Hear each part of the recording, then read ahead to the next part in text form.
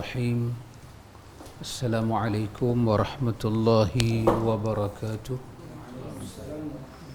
Alhamdulillah. Allahumma ati nafsi taqwaha wa zakkiha. Anta khairu man zakkaha, anta waliyuha wa maulaha. Amma ba'du. Alhamdulillah, summa alhamdulillah, ikhwan, akhawat, a'azakumullah, para jemaah yang dirahmati Allah sekalian. Kita dengan limpah kurnia daripada Rabbul Alamin boleh sambung majlis ta'lim kita. Kita sampai pada muka surat 838. Kita masuk hadis yang ke 514.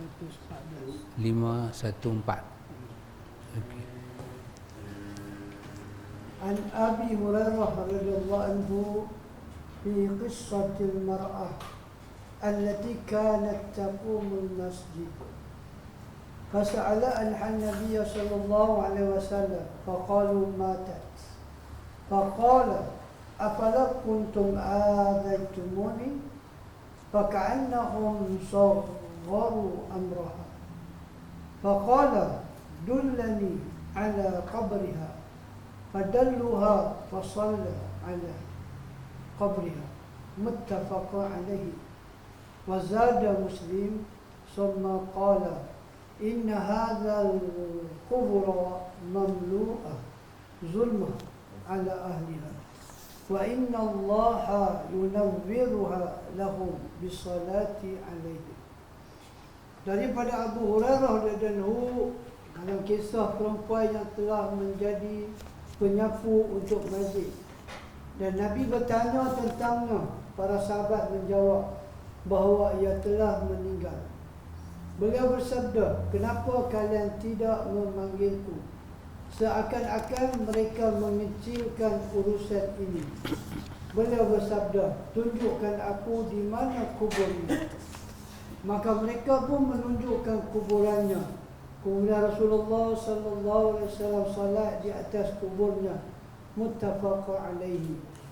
Imam Muslim menambahkan, kemudian beliau bersabda, sesungguhnya kubur ini telah dipenuhi oleh kegelapan atas penghuninya, dan Allah Azza wa Jalla telah memberikannya cahaya kepadanya dengan salatku atas mereka.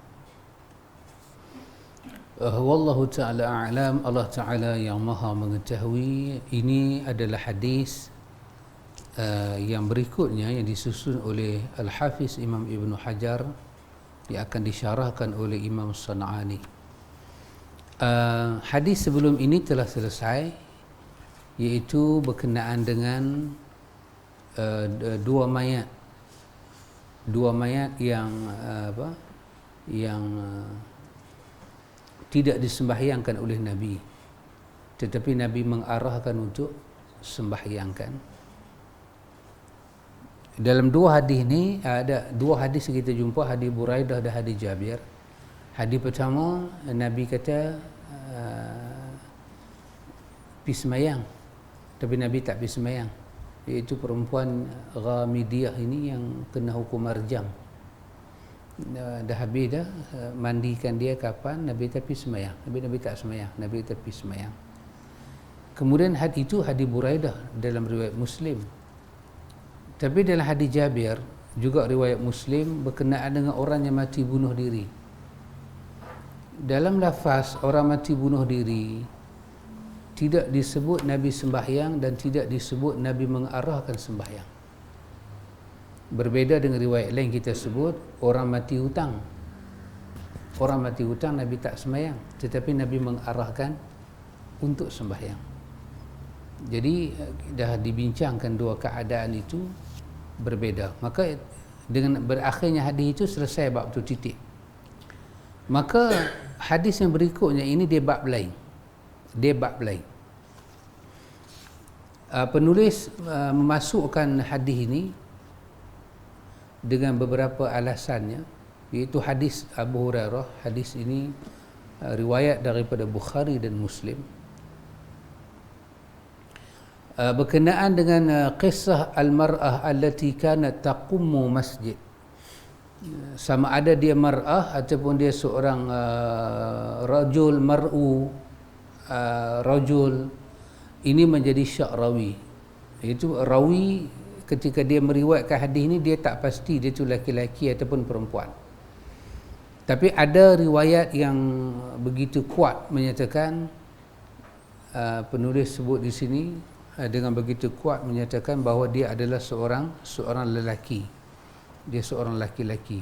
Tetapi ada juga riwayat menyatakan dia adalah seorang perempuan. Tak apa, syak rawi itu tidak menjejaskan. Iaitu ini orang, Nabi tanya kisah perempuan yang dia menjadi bahasa kita ni kata siap masjid lah kot.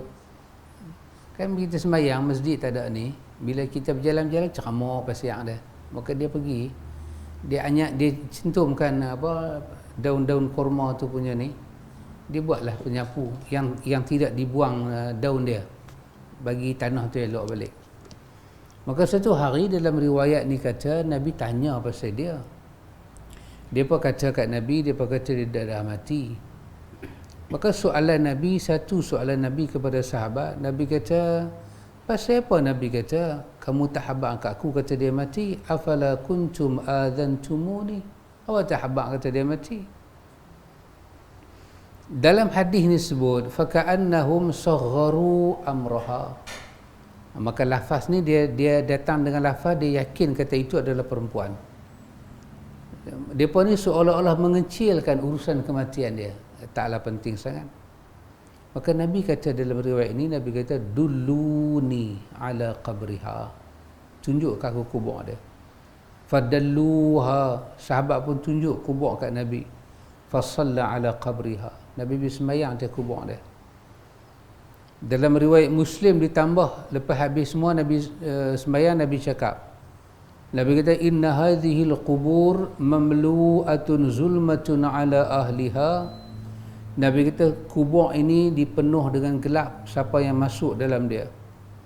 Wa innallaha yunawwiruha lahum bisalati alaihim. Allah telah bagi cahaya kepadanya dengan sembahyangku ke atasnya. Allah beri cahaya bagi mereka. Allah bagi cahaya, yunawwiruha, Allah cahayakan kuburnya bagi mereka dengan sembahyang aku ke atas mereka. Maka seolah-olah ini adalah matan hadis, dan kita cuba tengok apakah Imam San'ani cuba nak berbincang kepada kita dengan hadis ini. Baik. Kemudian penjelasan kalimat yang menjadi tukang sapu di masjid, yakni ia mengeluarkan sampah daripada masjid, ia seorang tukang sapu.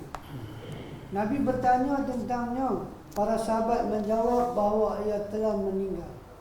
Beliau bersabda, kenapa kalian tidak memanggilku? Seakan-akan mereka mengecilkan urusan ini. Beliau bersabda, tunjukkan aku di mana kuburnya, yakni perintah ini setelah jawapan mereka atas pertanyaan beliau bahawa ia meninggal. Maka mereka menunjukkan kuburannya. Kemudian Rasulullah SAW salat di atas kuburnya. Imam Muslim menambah daripada riwayat Abu Hurairah radhiyallahu anhu. Kemudian ia bersabda, yakni Nabi SAW berkata, sesungguhnya kubur ini telah dipenuhi oleh kegelapan dan penghuninya. Sungguhnya kubur ini telah dipenuhi oleh kegelapan atas penghuninya, dan Allah Azza wa Jalla telah memberikan cahaya kepadanya dengan salatku atas mereka. Tambahan ini tidak dikeluarkan oleh Imam Al-Bukhari kerana ini merupakan bahagian daripada marasil yang baik sanadnya, yang mana yang dikatakan oleh Imam Ahmad. Wallahu ta'ala a'lam, Allah ta'ala yang maha mengetahui. San'ani, Imam San'ani cuba memberi penjelasan kepada kita, dia cuba memberi tahqiq kepada kita tentang hadis ini, apakah makna Bila kata perempuan ini, satu orang perempuan yang duduk dalam masjid ni, apakah kerja yang dia buat di masjid? Maka San'ani cuba bagi tahulah kerja dia itulah buang-buang sampah dalam masjid, jaga keelokan masjid, supaya rumah Allah ni walaupun sekecil anak burung muda buat sarang dia dengan kecil, dengan tak siap, dengan tak elok, tapi andai kata rumah Tuhan sebesar itu, tetaplah ada dia punya tahiyat dia, kemuliaan dia. Maka jangan biar sampah, jangan benarkan orang meludah, jangan benarkan orang ucap di dalamnya kalimah-kalimah lara, jangan ada jual beli, jangan ada pencarian seolah-olah rumah Allah Ta'ala ini macam pencuri pula. Bukan tak boleh bertanya tentang barang, tapi jangan cara cari itu menunjukkan curi semua ada di sini. Jangan tunjuk, jangan ditegakkan hukum hudud di dalamnya. Maka dia nak bagi tahu lah, dijaga masjid itu urusan orang yang berjaga. Kemudian San'ani nak bagi tahu pada kita perkataan yang ada dalam hadis ini, mereka sagharu amraha, depa mengecilkan urusan kematian dia. Depa tak habaq ke Nabi, depa rasa dia mati ni macam orang biasa-biasa aja mati. Maka nama Nabi SAW tak apa seronok. Nabi cepat-cepat minta depa tunjuk kubur dia. Nabi nak habaq kata, orang ini orang yang berjasa dengan Tuhan, orang ini adalah orang yang istimewa, kerja dia tu kerja besar, dia jaga rumah Allah. Maka Nabi pun pergi ke kubur dia, dan Nabi ucap kalimah ini. Nabi ucap kalimah kata dia mendapat cahaya daripada Allah, kesan daripada semayang Nabi ini. Itu perkataan-perkataan yang ditahqiqkan oleh San'ani. Sekarang kita tengok apakah San'ani nak bagi tahu pelajaran daripada hadis ni yang boleh kita dapat. Tafsir hadis. Dalam hal ini pengarang menetapkan bahawa perkara ini terjadi pada seorang perempuan. Di dalam kitab Al-Bukhari disebutkan, sesungguhnya seorang laki-laki hitam atau perempuan hitam, keraguan ada pada perali. Akan tetapi Imam Al-Bukhari secara tegas menyebutkan dalam riwayat yang lain daripada Sabit, ia berkata, aku tidak memandangnya kecuali seorang perempuan. Ibn Khuzaimah menetapkan ini dari jalan yang lain daripada Abu Hurairah, ia berkata perempuan hitam. Imam Al-Bahaqi juga meriwayatkan dengan sanad yang hasan, yang ia namakan perempuan itu dengan umum Mihjan. Dan hadis ini juga memberikan faedah bahawa yang menjawab Nabi SAW adalah Abu Bakar. Dalam Al-Bukhari ada pengantian daripada pertanyaan, maka ia bertanya tentangnya menjadi apakah yang telah dilakukan oleh dia. Kemudian mereka menjawab, ia telah meninggal wahai Rasulullah. Hadis ini adalah dalil sahnya salat atas mayat setelah dikuburkannya secara mutlak, entah yang disalatkan sebelum dikubur ataupun sesudahnya. Ini adalah pendapat Imam Asy-Syafi'i rahimahullah. Hal ini ditunjukkan oleh salatnya Rasul sallallahu alaihi wasallam atas Bara' bin Mahrur ketika ia meninggal, sedangkan ia berada di Mekah. Dan ketika beliau tiba, maka beliau salat di atas kuburnya, dan itu terjadi setelah sebulan wafatnya. Juga ditunjukkan oleh salatnya Rasul sallallahu alaihi wasallam atas seorang anak laki-laki dari Ansar yang dikuburkan pada malam hari dan beliau tidak mengetahui kematiannya. Hadis riwayat Imam Al-Bukhari. Juga ditunjukkan oleh beberapa hadis dalam permasalahan ini dari 9 orang sahabat, bagaimana yang telah disyaratkan dalam Asy-Syarah. Abu Talib berpendapat mewakili mazhab Al-Hadi bahawa tidak boleh salat di atas kubur, bagaimana yang disebutkannya dalam kitabnya Al-Bahri. Dengan hadis yang tidak kuat untuk menolak hadis-hadis yang telah ditetapkan dalam hal ini, sebagaimana yang telah anda ketahui dari kesahihannya dan banyaknya riwayat. telah terjadi perbezaan pendapat dari orang yang salat di atas kubur dalam masa disyariatkannya salat. Sebahagian mereka mengatakan sampai sebulan setelah dikuburkan. Ada juga yang mengatakan sampai rosaknya mayat, kerana jika ia telah rosak maka tidak ada gunanya untuk disalati. Dikatakan selama-lamanya, kerana yang dimaksudkan dengan salat di sini adalah berdoa, dan itu boleh di setiap waktu. Saya berkata ini adalah yang hak, kerana tidak ada dalil yang menunjukkan tentang pembatasan waktu. Adapun dalil yang mengatakan bahawa salat di atas kubur merupakan kekhususan daripada Nabi SAW, ini tidak dapat diterima, kerana klaim kekhususan telah menyelesaikan asas syar'i. Wallahu ta'ala a'lam. Allah Ta'ala yang maha mengetahui. Daripada hadis ini, hadis Imam Bukhari ini, hadis Bukhari Muslim ini, lahirlah hukum ini, iaitu bolehnya sembahyang di atas kubur setelah mayat itu ditanamkan. Boleh. Semua para ulama kita menerima boleh. Ya, mazhab Syafi'i nampaknya ke depan dalam hal ini membawa dalil-dalil menyatakan boleh, sama ada mayat itu ditanam sebelum sembahyang ataupun sesudah sembahyang. Kadang-kadang orang keliru tanam mayat, lepas dah tanam habis baru orang tanya balik, mayang tak lagi? Kalau ikut mazhab Syafi'i, dia kata semayang dahului daripada tanam. Tapi kalau dah tanam, kita nak berkeluar, itu jadi satu masalah. Tak apalah, pergi semayang atas kubur, boleh. Jadi boleh semayang atas kubur, untuk semayang mayat ni boleh. Baik, kemudian daripada hadis ni, dan banyak lagi hadis yang menyebut Nabi semayang kepada jenazah sahabat-sahabat lain yang setelah mereka wafat, Nabi semayang. Cuma daripada itu para ulama kita mula berbincang lama mana yang boleh semayang ni. Tapi dalam hadis tadi kita tengok hadis tadi tentang Bara' bin Ma'rur ni, lepas sebulan dia wafat semayang. Nabi semayang ke atas anak Ansar pada waktu malam, dan Nabi tak tahu bila pun dia mati. Habar-habar kata dia mati, terus Nabi pergi semayang. Lebih daripada 9 orang sahabat meriwayatkan hadis yang macam ni. Maka ada ulama kita mula berbincang, semayang di atas kubur ni, semayang kepada mayat yang telah disemayang ni, kita tanam dah, kita tak semayang lagi, kita ambil semayang, berapa lama boleh? Wallahu ta'ala alam. Penulis kata ada yang menyebut sampai sebulan, ada yang menyebut selagi mana tulang belulang dia tak rosak, dan ada pula kata kalau di atas nama semayang tu kita alih nama dengan baca doa.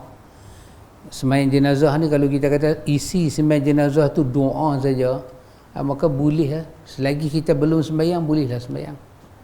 Kalau kita dah semayang, tak salah ulang. Yang belum semayang boleh.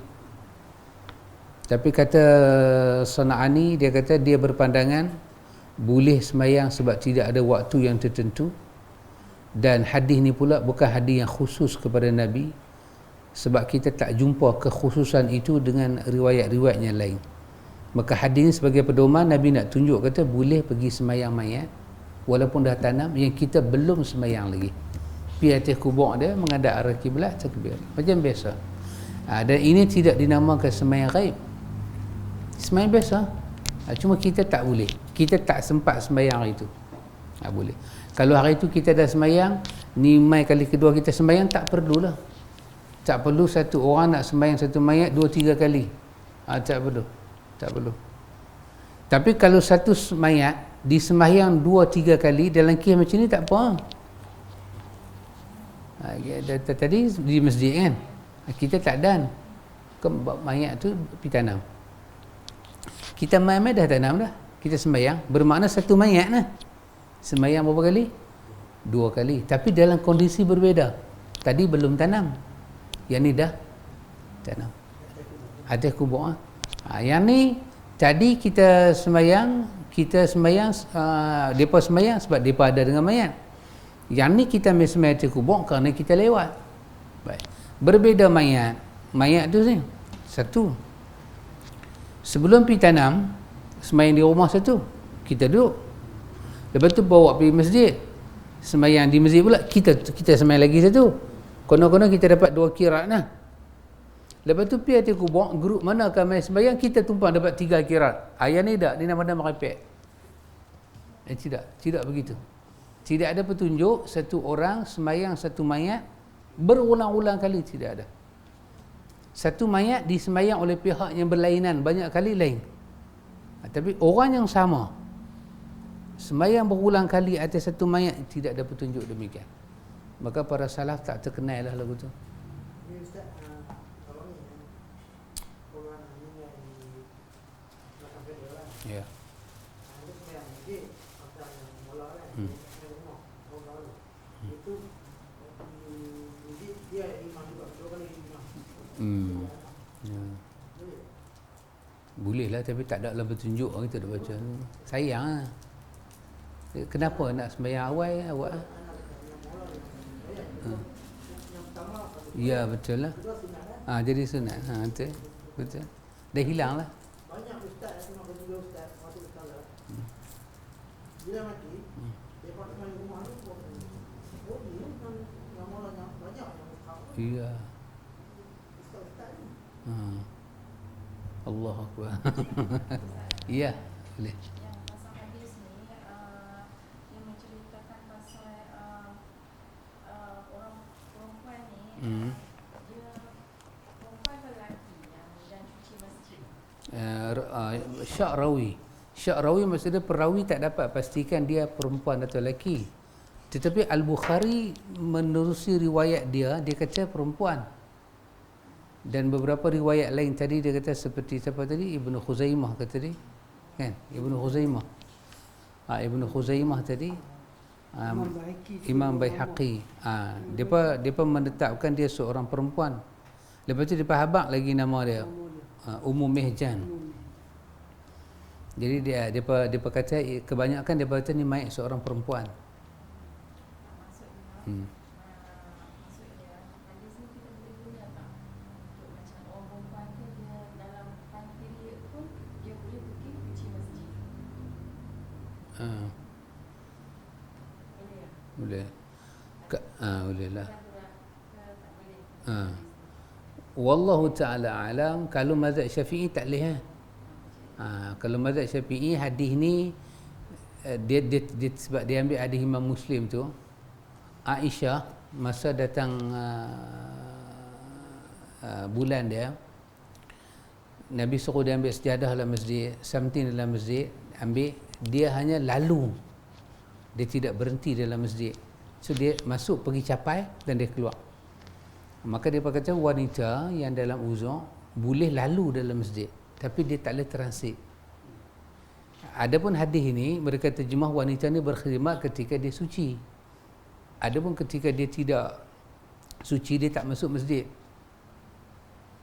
Diterjemah macam tu dalam mazhab Syafi'i. Begitu. Kalau kita ambil pandangan Syafi'i, tak boleh lah perempuan uzur, tak boleh main datang berkesi masjid, tak boleh. Kecuali kita tahu kotak masjid, dinding masjid, lepas tu kita ada tambahan extension, kita ada pintu semua. Yang belah sana tu boleh.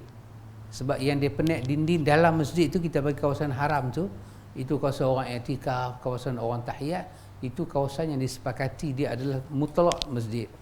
Yang tu dia hanya boleh masuk pintu sana, keluar pintu sana dengan jalan cepat. Orang kata pergi saya ambil timba tu, dia masuk, dia pergi ambil timba, dia keluar.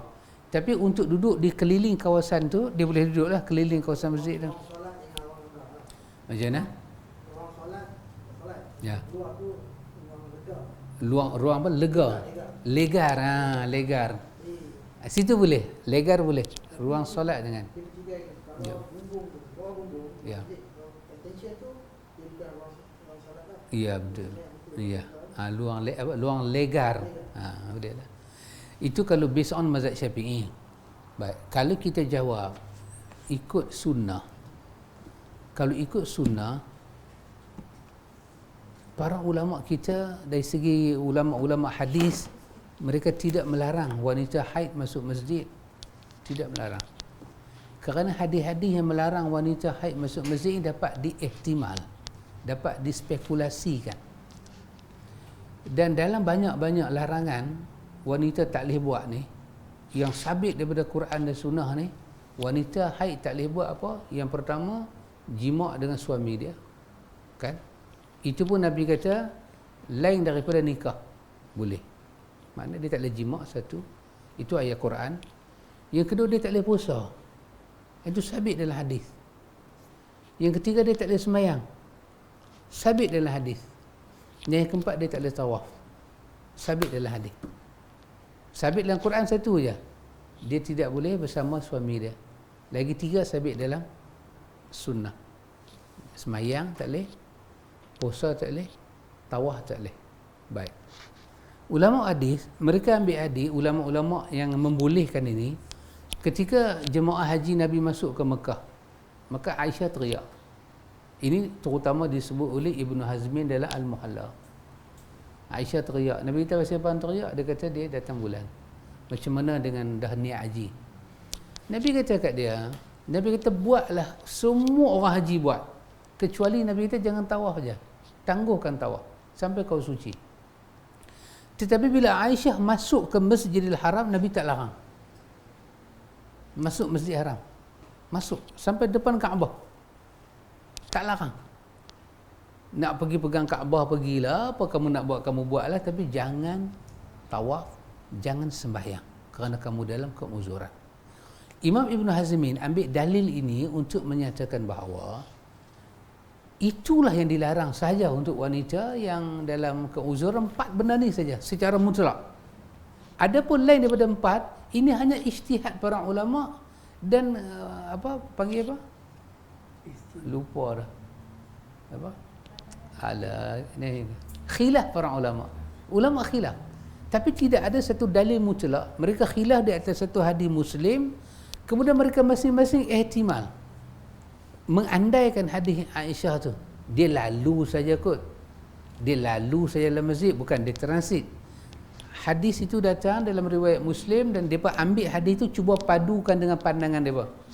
Tapi Ibn Hazmin kata, kalau kamu lihat larangan mutlak, 4 benda ni saya tak boleh buat. Adapun baca Quran, masuk dalam masjid, kesemua ini tidak ada larangan mutlak larang.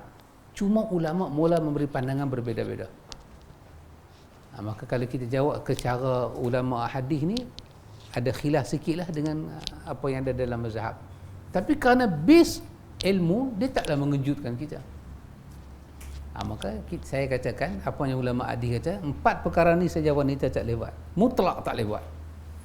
Kita pergi Mekah, kadang kita tengok wanita-wanita yang tak boleh, kita ada kan dia ni, orang duk sembahyang dia lillah, dia baca Quran.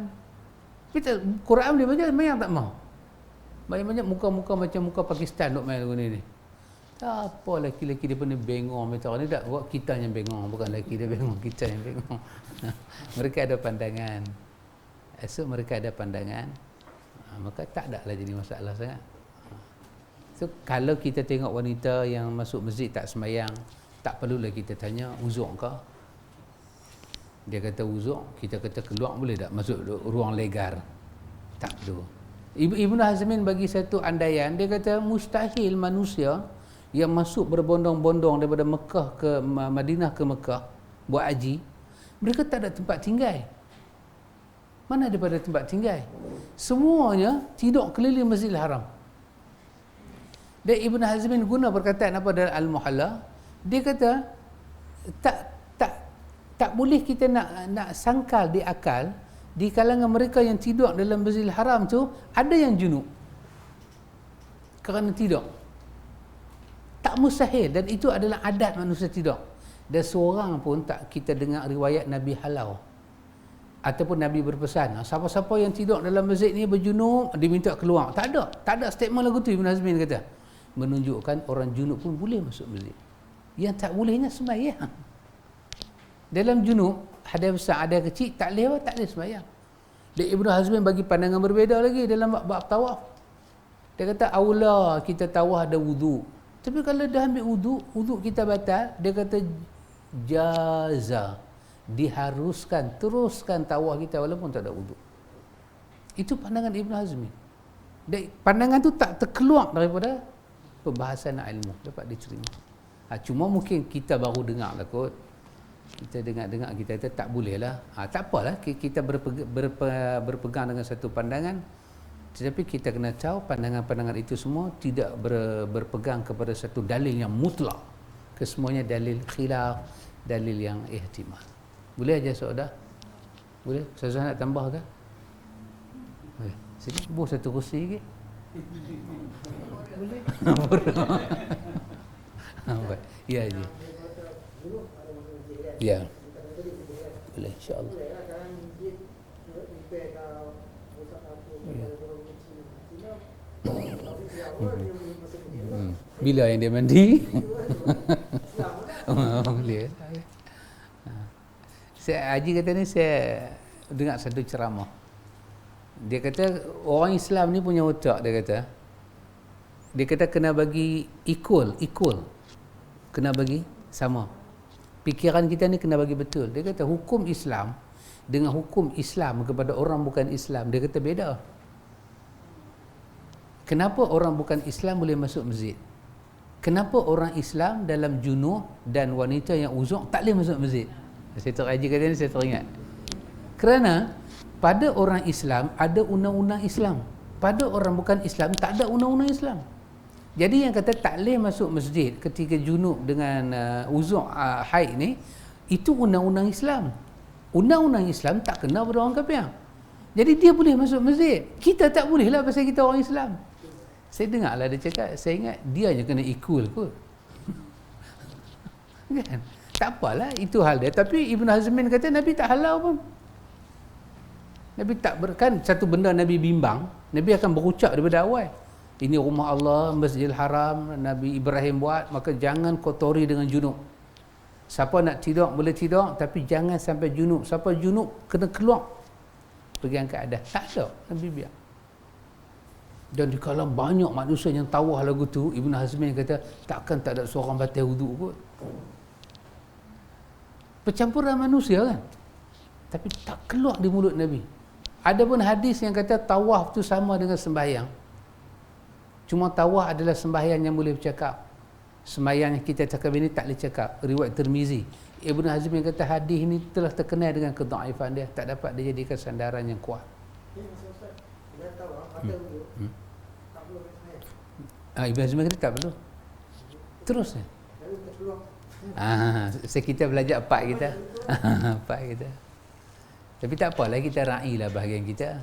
Tapi saya sendiri bagi tahu pada orang, pandangannya saya ikut adalah pandangan Ibn Hazmin, bahawa elok kita start tawaf dengan wuduk. Ambil wuduk, ikut prosedur dia. Tapi bila terbatai dan kita tengok kondisi nak keluar pergi ambil wuduk jauh, teruskan saja. Cuma kita kena ingat satu benda, lepas kita tawaf kerana wuduk kita batal tadi, kita tak boleh sembahyang lah. Itu sajalah. Tak, kalau kita ambil, kita sambung lagi. Mazhab lain pun kata tak batal kan. Tapi kita ni serius lah, bab tu jadi serius lah kat kita. Tapi tak apalah, saya saja hujan-hujan kita selit je lah. Ya, batal wuduk. Alhamdulillah. Itu yang seronok. Alhamdulillah. Di sana saja. Alamak. Sana pula. Saya ingat sampai sini. Sana je.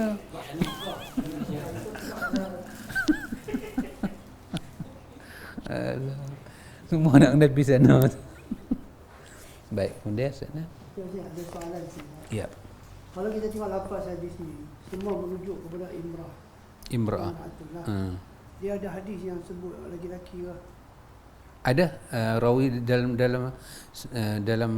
ini rasa lafaz Imam Muslim, lafaz Imam Bukhari, lafaz Imam Muslim. Dia kata qisas rajul. Ada tak dalam lafaz Muslim dia guna perkataan dia guna perkataan apa? Duluni ala qabriha atau qabrahu. Dia di situ dia boleh nampak nampak Sya'rawi Sya'rawi Macam berlaku. dia bawa 2 lafaz. Dua lafaz. Sini dia tak. Di sini Dia dia, pakai faqul mata. iya. Dia tak kata mata kan. Ha. Satu. Mana dia Muslim dia sebut qabriya atau qabru. Qabru, ya. Yang tu memang nampak dia. Berlaku Sya'rawi. Okey, yang kedua Ustaz, wa inna Allaha binawwirha lahum bisolati. Nabi solat mayat ni seorang yang para ulama kira ni lelaki atau perempuan. Tetapi kenapa disebut memberi cahaya kepada mereka dengan solat itu atas mereka? Kenapa dia guna lafaz lahum padahal dia cahaya tu kepada mereka? Kenapa tak kubur wanita ni cahaya? Nabi guna lafaz waduwaruha. Warid kan dia jamak. Lepas tu lahum. Mereka dengan solat aku atas mereka. Jadi semua kubur yang Nabi semayang, kerana semayang satu mayat ni, semua kubur tu dapat cahaya. Iya. Itu soalan. Wallahu ta'ala alam, Allah ta'ala yang maha mengetahui. Nabi kata inna hadhihi al-qubur mamlu'atun zulmatun ala ahliha. Sesungguhnya kubur ini adalah gelap ke atas ahli dia. Wa inna Allaha, sesungguhnya Allah, yunawiruha balik kepada salla ala qabriha tadi. Wanita itu. Wa inna Allaha yunawiruha lahum, sesungguhnya Allah Ta'ala cerahkan untuk dia, bagi mereka dengan sembahyang aku ke atasnya. Baik. Ini adalah syafaat Nabi. Artinya wanita yang Nabi pergi sembahyang atas kubur dia itu telah dapat dia dapat apa yang Nabi nak buat kat dia tu. Tetapi bila Nabi duduk atas kubur tu, wanita ni dia duduk di situ, kubur sebelah menyebelah adalah jiran dia, maka apa yang dia dapat mereka dapat. Ini khas untuk Nabi saja. Ini untuk Nabi, maka mereka dapat. Dan itu bukan dalil kita pergi sembahyang satu kubur ahli semua dapat, tidak. Itu bukan, ini khas untuk Nabi. Yang untuk Nabi. Maka Allah Ta'ala memberi nur kepada dia, kepada mereka, bisalati alaihim, dengan sembahyang aku ke atas mereka. Ini adalah satu bentuk keberkatan. Jadi hadis ni pula ada lagi satu perbincangan di sisi para ulama, iaitu ada para ulama kata makna sembahyang dalam hadis ni bukan sembahyang, doa. Nabi pergi baca doa, pasal tu dia dapat dan orang sekeliling dapat. Wallahu ta'ala alam. Tapi kalau dipindah kepada makna doa pun secara bahasa benar, sebab solah secara bahasa bermakna doa. Tetapi rawi memaksudkan di sini dengan fasalla ala qabriha, dia kata Nabi sembahyang. Dia nak memaksudkan dengan sembahyang. Kalaulah berdoa, tak timbullah berapa lama boleh berdoa ke orang mati, takkan nak kata sebulan aja. Perbahasan tu datang kan, berapa lama nak sembahyang pada orang mati. Kita pindahkan ayat tu, berapa lama nak berdoa ke orang mati. Jadi berapa lama nak sembahyang pada orang yang dah mati, kita yang belum sembahyang lagi. Kita kata sebulan kot. Kita pindah lain, berapa lama nak baca doa pada orang mati, sebulan kot. Lepas sebulan tak boleh baca doa. Jadi dia tak adpa. Jadi ada ulama kata yang adpanya adalah doa. Pasal itu berdoa boleh lama-lama sampai bila-bila pun orang mati. Maka hadis ni mereka nak abad kata doa, bukan sembahyang Allahu Akbar ni. Tapi zahir hadis kata dia sembahyang. Pasal itu jadi perbahasan. Kalau doa ulama takkan bahas sebulan ke 3 hari ke. Jadi kalau bahas tu dia macam tak menasabah. Jadi Nabi sembahyang itu lebih jelas, tapi kita tak menolak ada pandangan ulama kata itu adalah doa.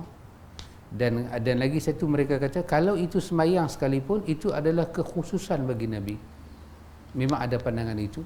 Lepas tu Sana'ani tolong jawab di ujung tu, dia kata tak. Dia kata untuk kata benda khusus pada Nabi, dia akan jadi menyelisihi asal syariat. Asalnya disuruh kita sembahyang, mendoakan orang mati. Lepas tu kita kata benda ni khusus saja kat Nabi, maka tak masuk akal dengan riwayat-riwayat yang ada lebih daripada 9 sahabat riwayat. Tak masuk akal dia. Boleh sana? Ya Haji. Solat kita katakan dia. Doa, Ya silakan. Boleh. kata ini doa. Ya betul. Tak timbul ya. Dengan solat Berbeza. Beza. Pasal Boleh saya faham macam ni. iya juga. Kalau betul kata dia tu dia beritahu sini dengan sembahyangnya Allah telah memberikan cahaya kepada mereka dengan solat pun ke atas mereka. Bolehkah jadi dia sembahyang, dia solat ke atas yang dia sembahyangkan? Yang Rasulullah pernah sembahyangkan sahabat-sahabat dia dalam rumah, mereka tu yang mendapat cahaya.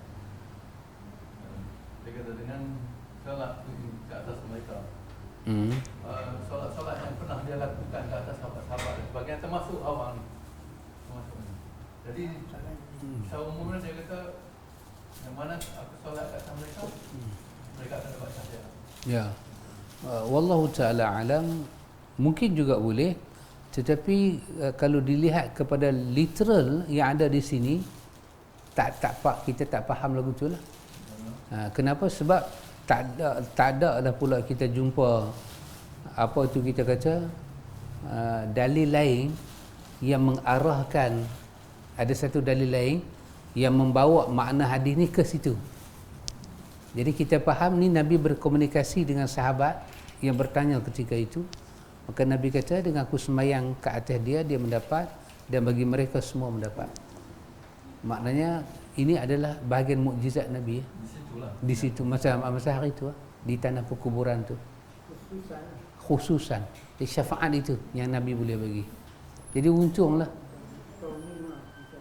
Allahu akbar, besarlah siapa yang dapat. Tapi walaupun sebesar tu, hakikat dia ada juga mayat yang Nabi sembahyang tertahan mendapat syafaat. Masa tu Nabi tak ucap. Wahai masa tempat dia ditanam tu, masa Nabi pergi ziarah dia tu, kan Nabi suruh keluarkan balik. Di kawasan itu ada kubur banyak. Nabi tak kata kalimah ni. Nabi tak kata kalimah aku sembahyang dia dapat. Nabi tak kata, Nabi tak berani kata. Dan Nabi tak kata orang sekeliling pun dapat. Tak, tapi untuk ni Nabi kata. Maka kerana itu kita faham di atas apa yang literal benda tu datang, lafaz tu datang, kita faham di atas itu. Jadi Allah sesungguhnya Allah yunawiruha, Allah Ta'ala memberi cahayanya bagi mereka dengan sembahyang aku ke atas mereka. Maka dia pun dapat. Untunglah orang yang Nabi pergi sembahyang hari itu dapat bonus lah. Ini syafaat lah. Ini mukjizat Nabi. Boleh cikgu? Boleh.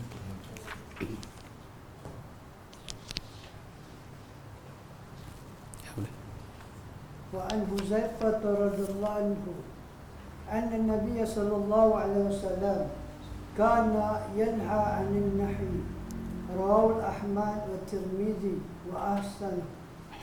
Dari Huzaifah radhiyallahu, sesungguhnya Nabi SAW telah melarang untuk mengabarkan kematian. Hadis riwayat Imam Ahmad dan dihasankan oleh Imam At-Tirmizi. Ya. Wallahu ta'ala alam. Allahumma sayyiban nafi'an. Baik. Ini hadis daripada Huzaifah, diriwayatkan oleh At-Tirmizi dengan kedudukan yang hasan. Nabi SAW melarang melakukan an-na'i.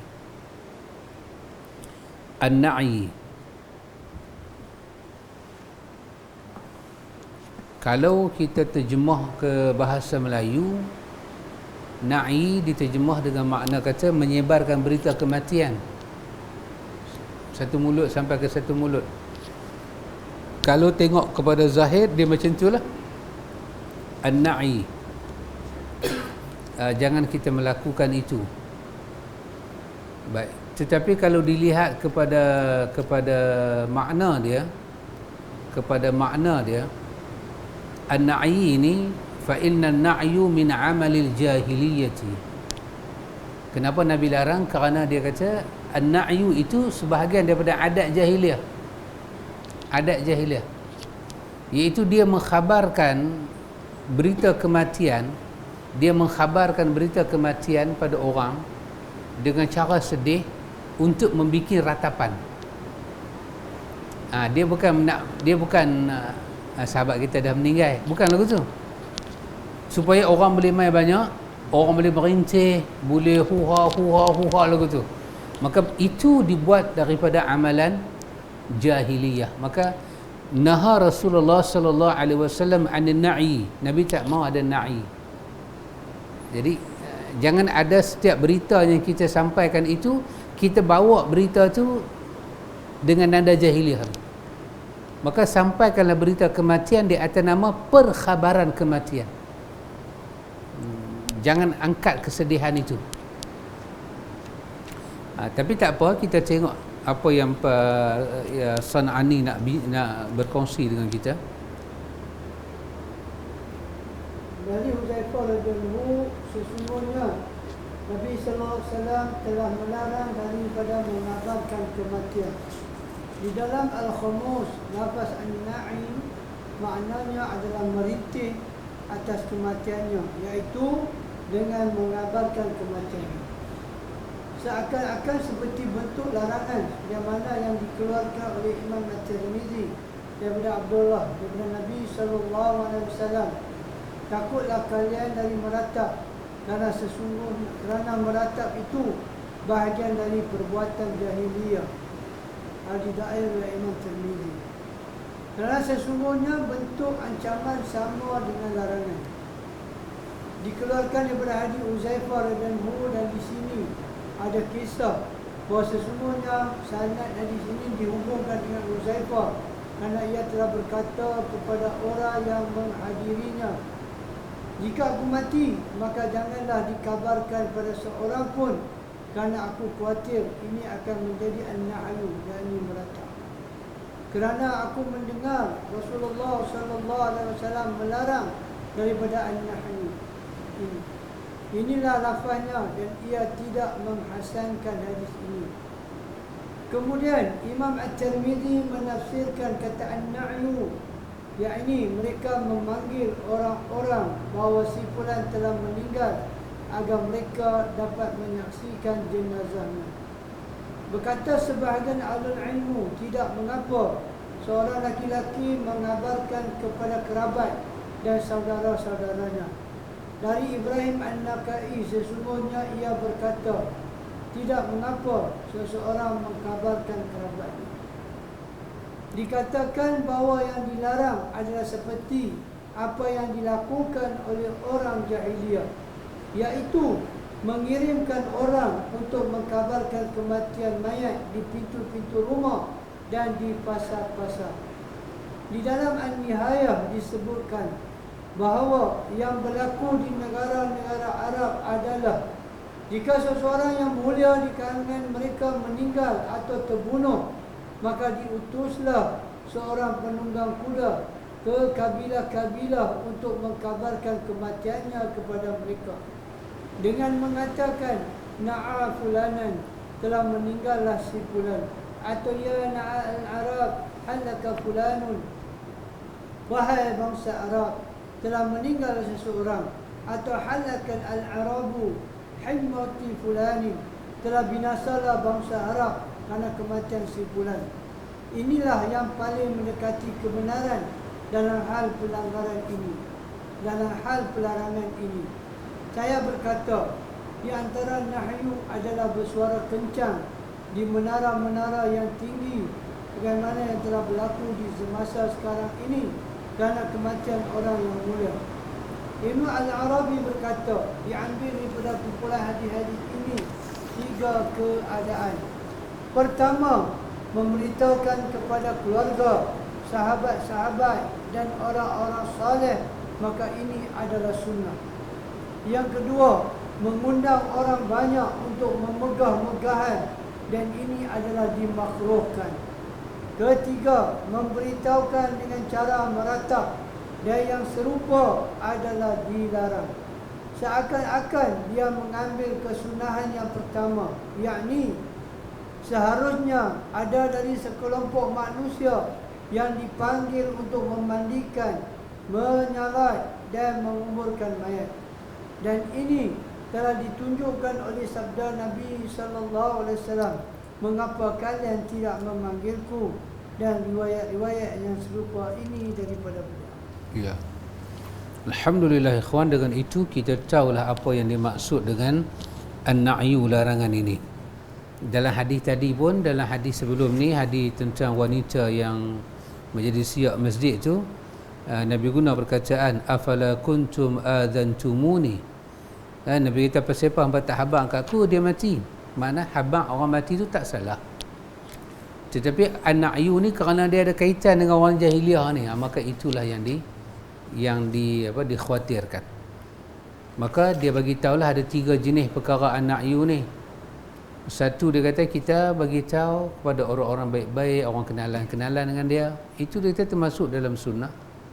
Lepas tu kita undang orang, ada orang besar datang, orang tu datang, orang ni datang, menjadi satu kemegahan. Dia kata itu telah masuk muqaddimah an-na'yu.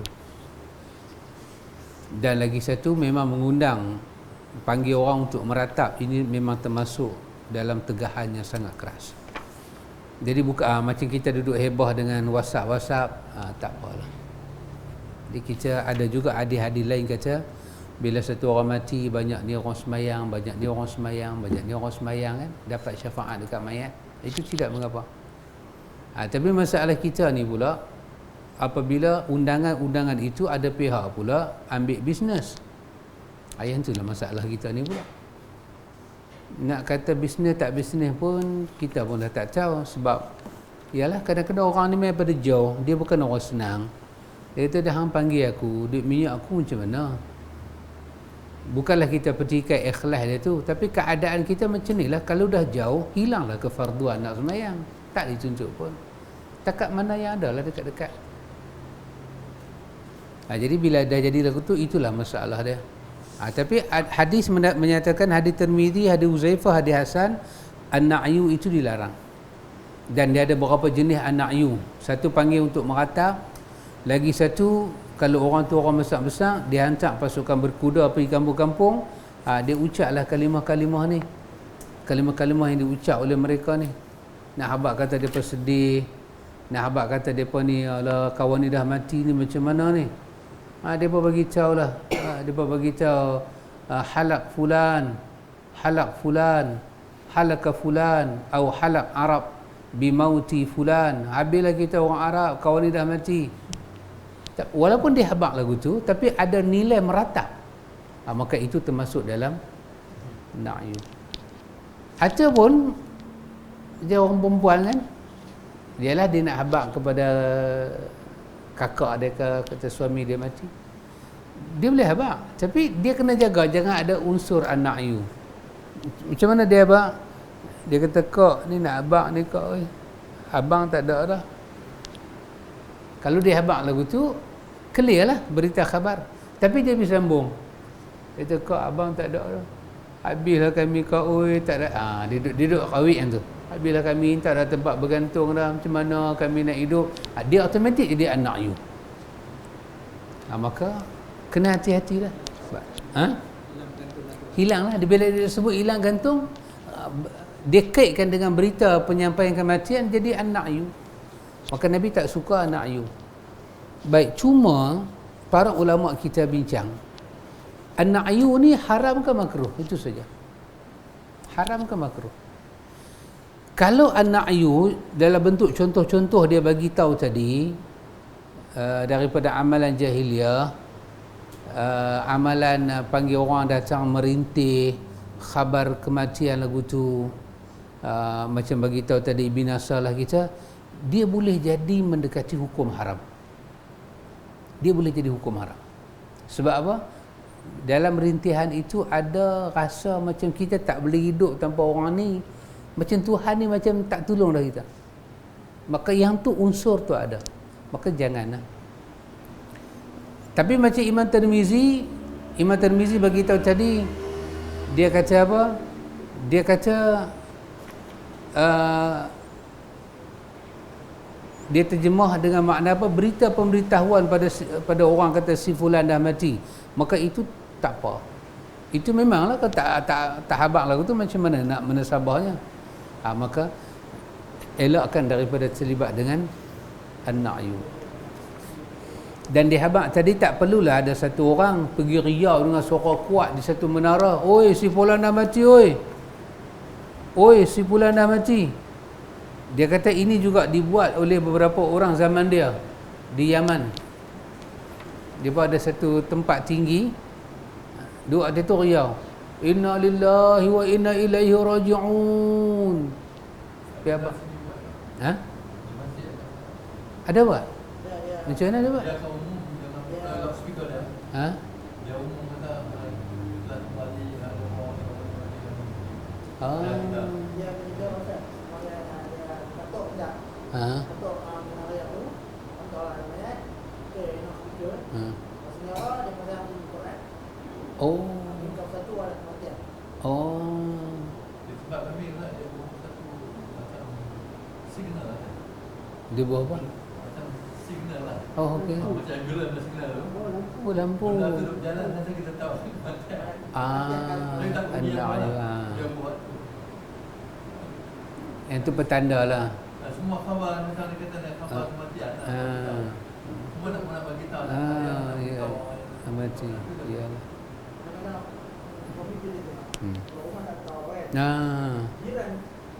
Sebelah. Alhamdulillah lah kita kalau saya lah, saya kata mungkin benda tu kita kata okey lah kot untuk satu masa hari tu. Kita tak ada info saja, dia nak bagi info katok. Bunyi tu kuat tau. Kita kan madrasah duk katok sampai Haji Remah boleh dengar tau. Dulu lupa nama pak cik tu, mamak duk katok tu nama apa tu? Moyang Pak Syarif punya. Oh, Pak Mentua Pak Syarif. Dia katok tong. Dia katok, dia pandai katok. Dia bukan pihara berdebu-debu terus, dia ada kaedah pelan-pelan baru kunat. Maybe lah okey lah zaman hari tu. Oi, mayat ni. Dengan apa SMS apa ni semua tak ada. Tapi untuk zaman sekarang ni rasanya tak diperlukan lagi.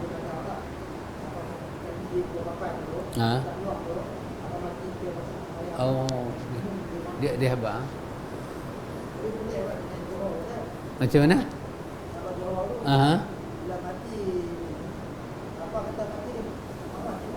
Awak?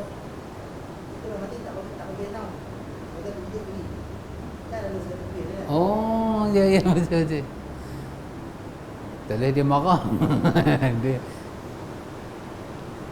Cuma mazhab Syafi'i ni dia tak suka nama orang mati ditulis-tulis. Dia tak mau. Hatta ada batu nisan pun dia tak mau. Batu nisan mazhab Syafi'i ni kosong. Tak mau tulis nama dia, tak mau tulis tarikh mati, tak mau. Di masjid pun tak mau ada tulisan. Itu mazhab Syafi'i.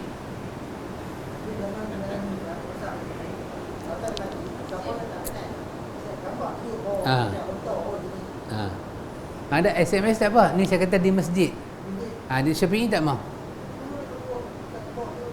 Syafi'i dia tak mau. Kosongkan. Tak perlu tulis apa. Satgi mayat mai kita tahu sendiri. Wahai zaman dia bagi fatwa ni, zaman tu memang komunikasi tak sehebat lagu ni. Tapi dia dah berani kata. Dia tak baca pun itu sebagai satu manfaat pemberitahuan. Sekadar sampaikan mulut ke mulut. Ini betul di masjid kan. Kita tulis besar satu tanda, Inna lillahi wa inna ilaihi raji'un, si fulan telah kembali akan disemayangkan sekian. Mazhab Syafi'i dia tak mau. Macam larangan. Wahai zaman dia tu patutnya boleh Dia tak nak. Apatah lagi zaman kita dengan teknologi dah ada. Maka tapi hukum asal memberitahu khabar kematian pada orang tak salah, tapi yang salahnya bila tasyabuh dengan cara jahiliah. Jangan.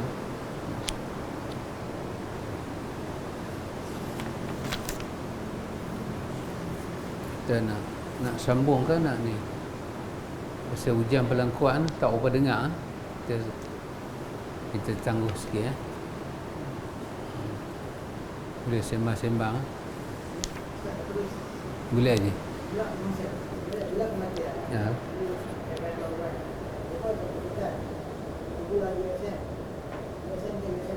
Ya.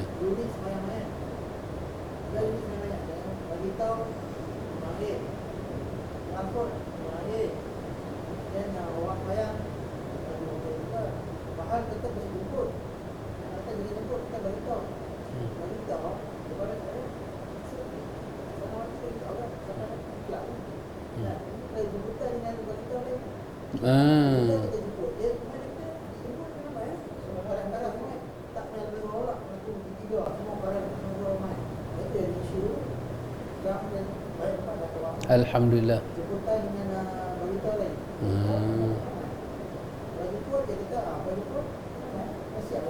Allah.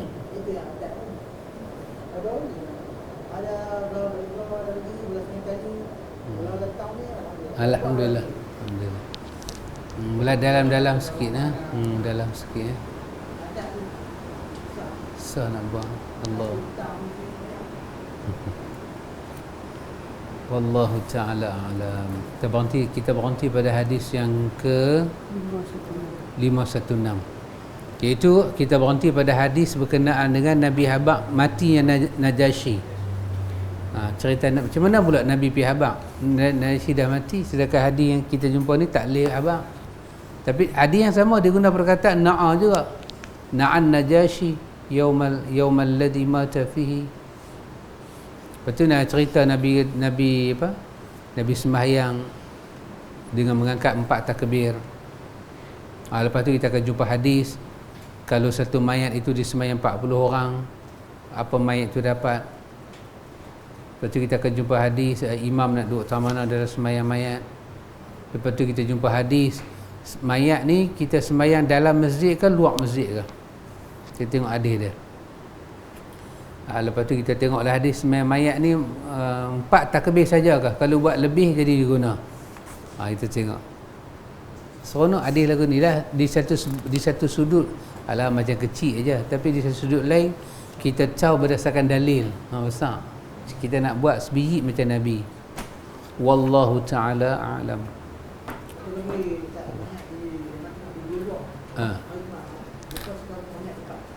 Kok naik cepat. Bu depan.